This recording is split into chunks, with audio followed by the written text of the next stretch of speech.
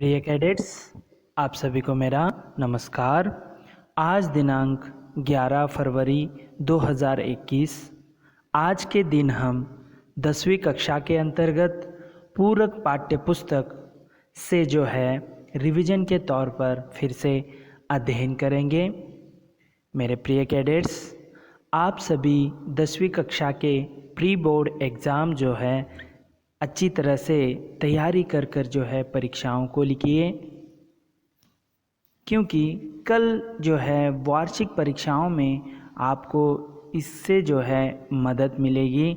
जो आप इस प्री बोर्ड परीक्षाओं में अच्छे तरह से अंक प्राप्त करेंगे तो अभ्यास करें किया है तो आपको ज़रूर वार्षिक परीक्षाओं में कोई दिक्कत नहीं आएगी।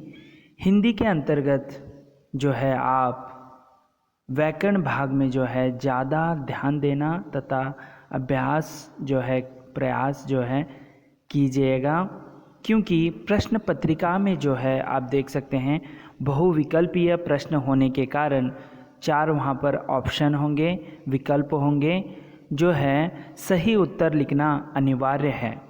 वहाँ पर एक आध गलत लिखेंगे तो आपका उत्तर जो है गलत हो जाएगा। और जहाँ तक नेट में जाकर आप बहुत सारे सैम्पल पेपर जो हैं वह उसमें से ग्रामर हो या प्रश्न पत्री यानी प्रश्न हो पाठ संबंधित, उसे आप हल कीजिएगा, प्रयास करते रहिएगा। मैं आशा करता हूँ कि इन सभी बातों को आप ध्यान में रखेंगे। तो चलिए, तो हमने लगातार जो है 2 चैप्टरों का अध्ययन किया है। पहला था हरिहर काका, दूसरा है सपनों के से दिन। आज हम जो अंतिम चैप्टर है टोपी शुक्ला, उसका अध्ययन करने जाने वाले हैं। इसके लेखक हैं राही मासूम रजा। 1927 से 1992 तक इनका जो उम्र है। और जहाँ तक टोपी शुक्ला पढ़ने से पहले हम थोड़ा बहुत लेखक का परिचय जानेंगे, जो इस प्रकार है। राही मासूम रजा का जन्म 1 सितंबर 1927 को पूर्वी उत्तर प्रदेश के गाजीपुर के गंगौली गांव में हुआ। उनकी प्रारंभिक शिक्षा गांव में ही हुई। अलीगढ़ यूनिवर्सिटी से उर्दू साहित्य में पीएचडी करने के बाद उन्होंने कुछ साल तक वही अध्यापन कार्य किया।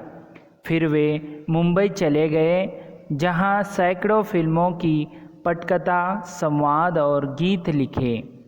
प्रसिद्ध धारावाहिक महाभारत की पटकथा यानी स्क्रिप्ट और संवाद लेखन डायलॉग ने उन्हें इस क्षेत्र में सर्वाधिक ख्याति दिलाई।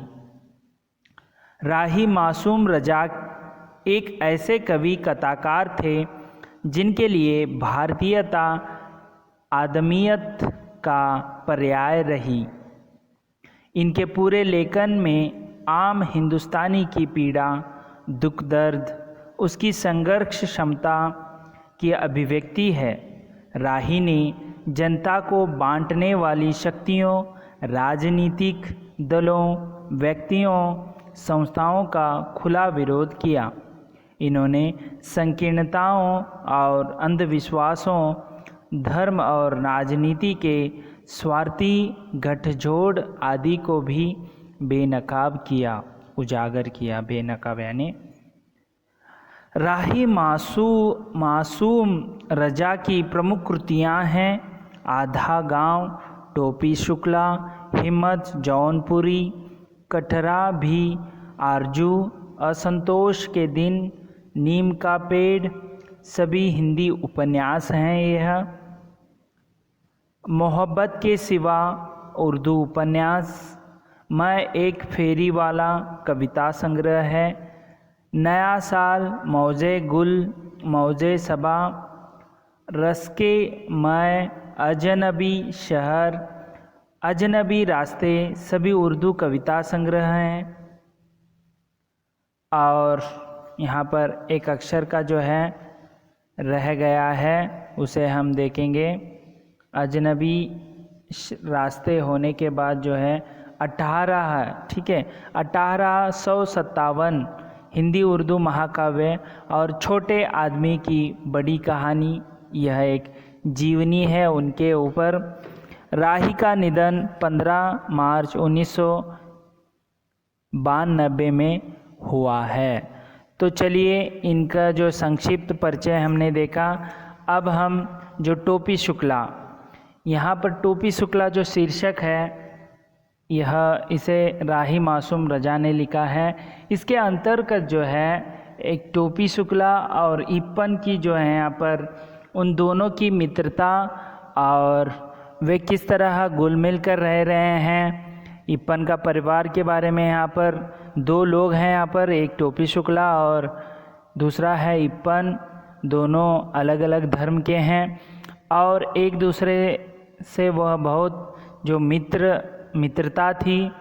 और यहाँ पर इप्पन का परिवार के बारे में बताते हैं और टोपी शुक्ला का जो परिवार है उसका, टोपी शुक्ला का पूर्ण नाम क्या है और किस तरह दोनों की जो यहाँ पर जो वर्णन किया गया है, तो उसे हम अब जो है, ये भी जो है लंबी कथा है, तो अब हम उसका प्रारंभ करेंगे। इप्पन के बारे में देखिए, आपको इतना याद रखना है कि टोपी शुक्ला का जो अंतर्गत, एक तो टोपी शुक्ला नामक एक लड़का है, दूसरा इप्पन है। दोनों में बहुत मित्रता है। टोपी शुक्ला के जो मित्र हैं, इप्पन के घर जाकर वहाँ पर मन बहला लेता था वह टोपी शुक्ला। लेकिन टोपी शुक्ला के घर जो परिवार है बहुत ही सख्त और बहुत ही नियम शिष्टाचार लागू थे, उसे कतई पसंद नहीं। और किस तरह वे बढ़ते हैं, ये सभी का जो वर्णन है इसके अंतर्गत मिलता है। तो चलिए, इसे हम अभी प्रारंभ करते हैं। इप्पन के बारे में कुछ जान लेना इसीलिए ज़रूर है कि इप्पन टोपी का पहला दोस्त था। इस इप्पन को टोपी ने सदा इप्पन कहा, यानी टोपी शुक्ला ने इसे इप्पन ही कहा। इप्पन ने इसका बुरा माना, परंतु वह इप्पन पुकारने पर बोलता रहा। इसी बोलते रहने में उसकी बड़ाई थी, तो वह हमेशा इप्पन ही बोलता था। कौन? टोपी शुक्ला। यह नामों का चक्कर भी अजीब होता है। उर्दू और हिंदी एक ही भाषा, हिंदवी के 2 नाम हैं। तो यहाँ पर राही मासूम रजा जो हैं उर्दू के भी लेखक माने जाते हैं। दोनों भाषा यहाँ पर एक ही हैं ऐसे कह रहे हैं। परंतु आप खुद देख लीजिए कि नाम बदल जाने से कैसे कैसे घपले हो रहे हैं। घपले यानी गड़बड़ किस तरह हो रही है। नाम कृष्ण हो तो उसे अवतार कहते हैं और मोहम्मद हो तो पैगंबर। ठीक है, इस तरह यहाँ पर दोनों का जो धर्मों का यहाँ पर वर्णन थोड़ा बहुत हुआ है। नामों के चक्कर में पढ़कर लोग यह भूल गए कि दोनों ही दूध देने वाले जानवर चराया करते थे।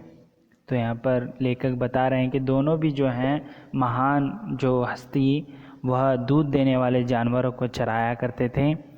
दोनों ही पशुपति गोवर्धन और ब्रज कुमार थे, दोनों ही। इसीलिए तो कहता हूँ कि टोपी के बिना इप्पन और इप्पन के बिना टोपी न केवल यह कि अधूरी है बल्कि बेमानी है। तो दोनों इतने घनिष्ठ मित्र हैं, तो यहाँ पर वही कह रहे हैं कि टोपी के बिना इप्पन, इप्पन के बिना टोपी नहीं, अधूरा है, ऐसे कह रहे हैं। इसीलिए इप्पन के घर चलना जरूरी है। यह देखना जरूरी है कि उसकी आत्मा के आंगन में कैसी हवाएं चल रही हैं और परंपराएं न प्रथा प्रणाली जो बहुत दिनों से चली आ रही हो। वहाँ पर नीचे लिखा हुआ है कि पेड़ पर कैसे फैल रहा है। तो लेखक अभी टोपी शुक्ला के बजाय इप्पन की जो जानकारी हासिल करना चाहता है। इप्पन की कहानी भी बहुत लंबी है, परंतु हम लोग टोपी की कहानी कह सुन रहे हैं, तो टोपी के बारे में ही जानना ज़रूरी है। इसीलिए मैं इप्पन की पूरी कहानी नहीं सुनाऊंगा, केवल उतनी ही सुनाऊंगा जितनी टोपी की कहानी के लिए ज़रूरी है। तो चलिए आगे। मैंने इसे ज़रूरी जाना कि इप्पन के बारे में आपको कुछ बता दूं, क्योंकि इप्पन आपको इस कहानी में जगह जगह दिखाई देगा। तो दोनों मित्र हैं, घनिष्ठ इप्पन और टोपी शुक्ला। न टोपी इप्पन की परछाई है और न इप्पन टोपी की। तो दोनों जो परछाई नहीं है इप्पन की या टोपी की, ये दोनों दो आज़ाद व्यक्ति हैं। आज़ाद यानी उन्मुक्त। इन दोनों व्यक्तियों का डेवलपमेंट यानी विकास एक दूसरे से आज़ाद तौर पर हुआ, यानी जो अलग अलग धर्म का है तो अलग अलग आज़ाद तौर पर उनका जो है बढ़ना हुआ डेवलपमेंट। इन दोनों को दो तरह की घरेलू परंपराएं मिली। तो पहले मैंने कहा था इप्पन जो है इस्लामिक धर्म से है और जो टोपी शुक्ला है वह हिंदू धर्म से है। दो परंपराओं को यहाँ पर सीखने को मिली। इन दोनों ने जीवन के बारे में अलग अलग सोचा, फिर भी इप्पन टोपी की कहानी का एक अटूट हिस्सा है। अटूट यानी जो न टूटने वाला, मजबूत, ठीक है। यह बात बहुत महत्वपूर्ण है कि इप्पन टोपी की कहानी का एक अटूट हिस्सा है।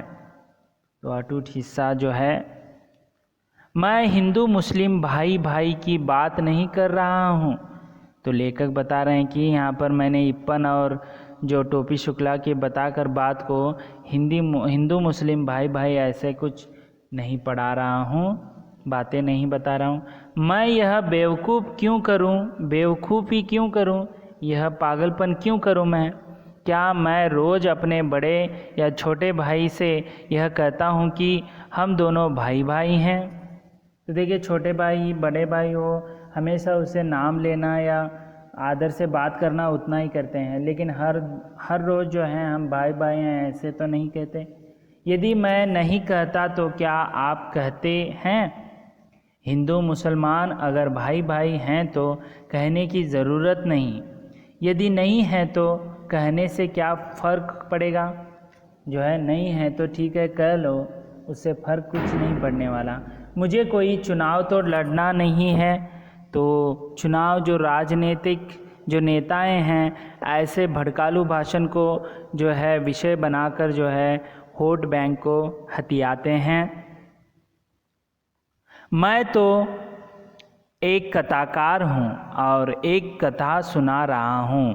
मैं टोपी और इप्पन की बात कर रहा हूँ। ये इसी कहानी के दो चरित्र हैं। एक का नाम बलभद्र नारायण शुक्ला है, जो टोपी शुक्ला के नाम से जाना जाता है, उसका नाम क्या है?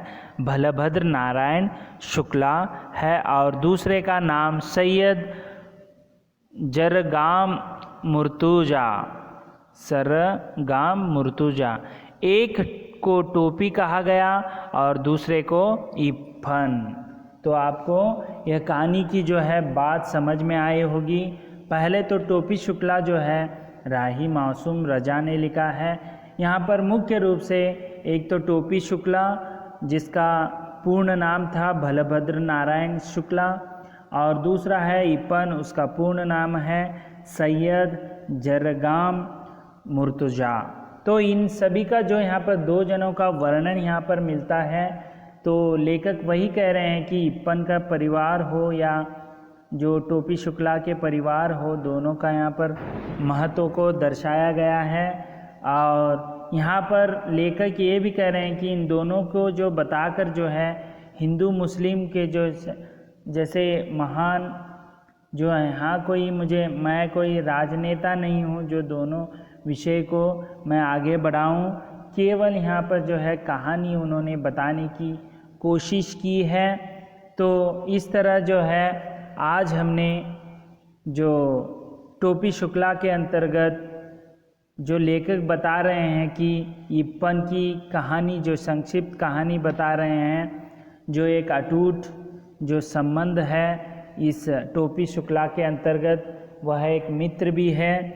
तो आगे देखेंगे, इसके आगे जो है अगली कथा हम अगले वीडियो में देखेंगे, किस तरह जो दोनों की घनिष्ठ मित्रता बन जाती है। तो अपने घरों में सुरक्षित रहिए और अच्छे से अध्ययन कीजिए टोपी शुक्ला को। एक बार आप पढ़ने से जो है आपको समझ में आएगा। और आपका दिन मंगलमय हो। धन्यवाद।